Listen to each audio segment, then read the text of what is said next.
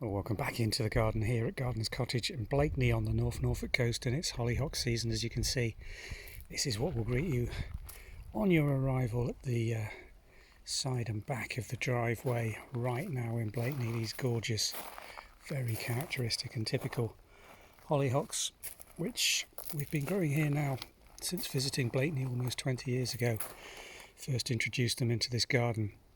They give this absolutely fantastic display during late July right the way through into August and beyond in mild seasons.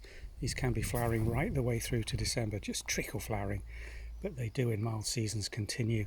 Particularly if you cut them down to the base, they will give you a second flush as well. So well worth a go. We've got hollyhock seed, which will be on the Blakeney Cottage website, available for sale very shortly. We showed you last time on the garden tour some of the fever fuse and oxeye daisies that we've enjoyed growing here, and it's looking very almost tropically lush here just to the side of the garage in the dappled shade this morning. First really summer-like day we've had here on the North Norfolk coast for quite some weeks.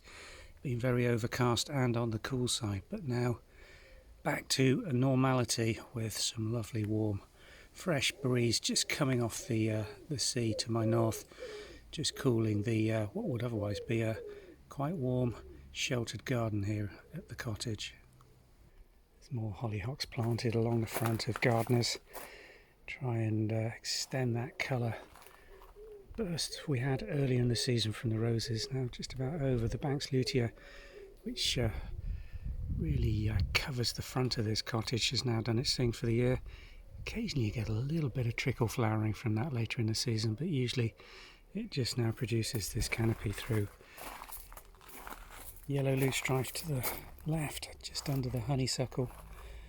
It's a late flowering honeysuckle. There's some trickle flowers throughout the summer with these beautiful scented flowers really filling this little driveway with a mass of scent, gingery, almost peppery, and they continue right throughout the season. Let's go and have a look at those Japanese anemones, which are just bursting into flower where they are positioned this time of day in full sun. Well, I couldn't really ask or expect anything more of this clump of Japanese anemone. Just look at the profusion of these beautiful yellow scented pink semi-double flowers on this variety. The crop of buds that's coming on is just spectacular, and this is going to flower now and continue to do this with us deadheading them for the next 4 to 5 weeks. And we'll still be having some flower right the way through August and into late September, but the main display now just at its peak. Absolutely fantastic. And just to contrast what a difference position and location and degree of sunshine makes. This is one of my favourite doubles, but probably about 2 weeks behind the one just a metre away in full sun. This is a spectacular plant, but nowhere near as profusely covered in buds, but it's worth waiting for. And it's nice to have that sequential flowering still to look forward to. We've got some other beauties on the patio. Just let me walk you around here in this sunshine. Agapanthus are starting to come out, and these ones are doing really well. Just look at that big tall white, held at around 4.5–5 feet. Absolutely spectacular. Good crop of flowers on those as well, with the blue behind.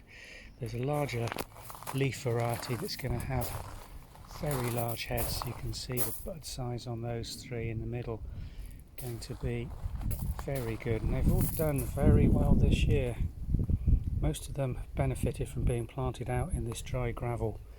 Not a deep soil here at all, but they like that to be grown hard. It's like growing them in pots tends to encourage them into flower. And we've got more of that Japanese anemone and the feverfew planted here just to the side of the exit from the main kitchen area here at Gardeners. Long view now broken up with the profusion of 8 to 9 foot growth on that buddleia. Another hollyhock, a really nice dark red one just coming up in the foreground, and some verbena planted earlier in the season, but it's got going really well. Not to its full height yet, only around 3.5 to 4 foot, but flowering nicely. Bit of self-seeded fennel, again just with that tinge of the yellow flowers It's mainly the fronds light leaf. I'd say that started off as a bronze one, but it's very green, so maybe its position, maybe the seedling is a green fennel as opposed to a bronze. And the underplanting, these really should have finished by now, but the herbaceous geranium in this not full sunshine because of the canopy above them, still trickle flowering and not quite ready to be cut back just yet. It's all looking very good. Nice dappled shade in this garden. It's really nice having the walls all around, giving you both the privacy but the protection environmentally that just make this garden usually around 2 weeks ahead of a more open aspect, or one even a couple of 100 yards further down towards the coast. Oxeye daisies were allowed just to continue and trickle on because they were so spectacular, just about coming to the end. And that's the consequence of our no-mow May here, turned into no-mow June and July because of the profusion of wildflowers that came up in the garden. So I hope you've enjoyed your little tour of Gardener's Cottage, looking very, very fine on this mid-July afternoon. We've just had guests leave this morning and we're waiting for the cleaning teams to come in from the Blakeney Cottage Company to turn her around and get her all set up for our next visitors. Thanks for watching.